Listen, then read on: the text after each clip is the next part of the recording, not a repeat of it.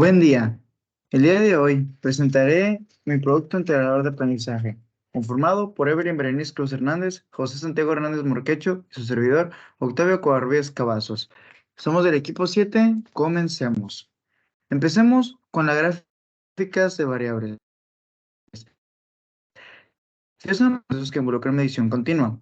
El tipo de gráfica de variables que nos interesa es el de gráficas para datos recopilados en subgrupos. Tienen promedio de rangos, que es la letra R, promedio de desviación estándar global, promedio de desviación estándar de la muestra y promedio de promedios de las muestras.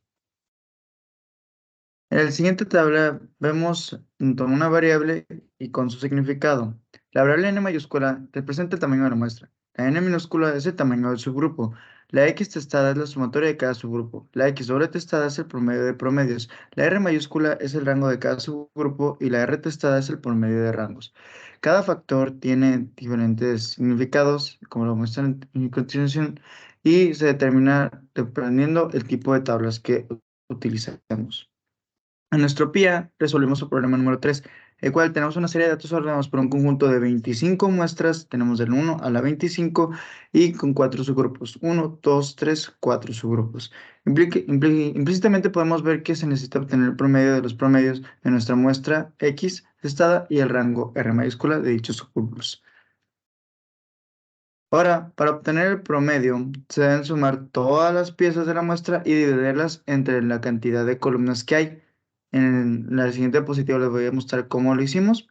Al igual que en el rango, tenemos que seleccionar el máximo de la cantidad que hay en cada subgrupo menos el mínimo y así obtendremos el rango. Al final tendremos que hacer la sumatoria de todos los promedios y los rangos para así tener el rango total y representarlo en nuestra ecuación.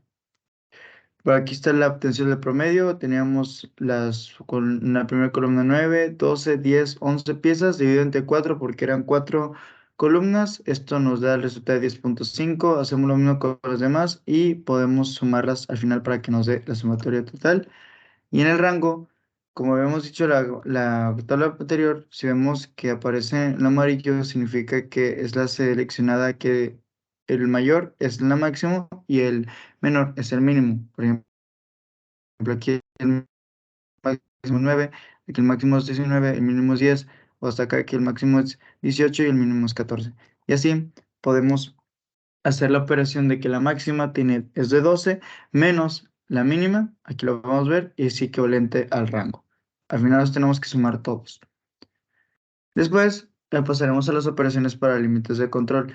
Aquí tenemos como nuestra la n minúscula, que es el tamaño del subgrupo, y la n mayúscula es el tamaño de la muestra. La n, ¿por qué es 4? Porque tenemos 4 subgrupos y el tamaño de la muestra pues, son 25. En este caso, para las operaciones para límites de control, utilizamos que el promedio de promedios es equivalente a la suma de sumatoria de cada subgrupo dividido entre el tamaño de la muestra.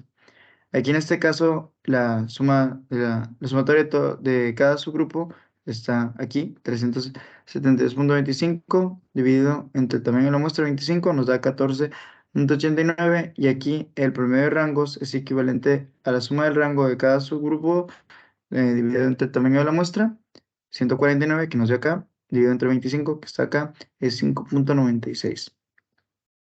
Posteriormente, tenemos que utilizar las tablas. En este caso, utilizamos la tabla D, ya que tenemos que nuestra media o población y también la desviación estándar están estimadas a partir de nuestro promedio y nuestro rango.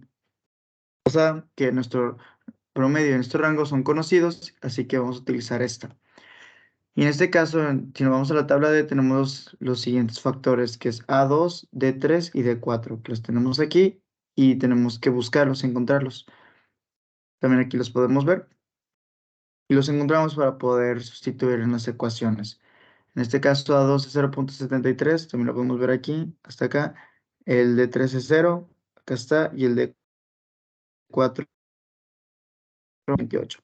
Ya tenemos nuestros promedios, nuestro rango, así que vamos a sustituir. Aquí está el límite de control superior, que es equivalente al promedio de promedios más el factor A2 por el promedio de rangos. Esto es equivalente a 19.29. El límite de control, que es nada más equivalente al promedio de rangos, que es 14.89. Y aquí está el límite de control inferior, que es equivalente al promedio de promedios menos el factor A2 por el promedio de rangos, y esto nos da 10.539. Ahora, en el límite de control para R, porque habíamos dicho que tenemos dos, tanto para gráfica X y para gráfica R, se hace de la siguiente manera. Nomás seleccionamos la R, que es la única que se ocupa. Tenemos nuestros factores, son los mismos. Nuestro límite de control superior es equivalente al factor de 4 por el promedio de rangos. Es equivalente a 13.588. Aquí está nuestro límite de control, que es equivalente a nada más promedio de rangos, que es 5.96. Aquí está. Y el límite de control inferior, que tenemos aquí de 3, que es 0, y es 5.96 de primeros rangos, y esto equivalente a 0. Y al final veremos cuáles son los límites fuera de control, que esto nos basamos en las tablas de esta manera. Si es que sobrepasa estos números, los límites de control, significa que está fuera de control, o si es menor que el límite de control inferior, significa que también sobrepasó. Ahorita, en este caso, veremos que el promedio sobrepasó el subgrupo número 1 en el número 24, y también el R no aplica. Los veremos en las siguientes gráficas. En el promedio, aquí como vemos, en el 1 y el 24 son los que pasaron. Aquí se ve la línea que está un poquito debajo del límite de control inferior. Lo demás está dentro del límite de control. Todo está dentro, todo está bien aquí.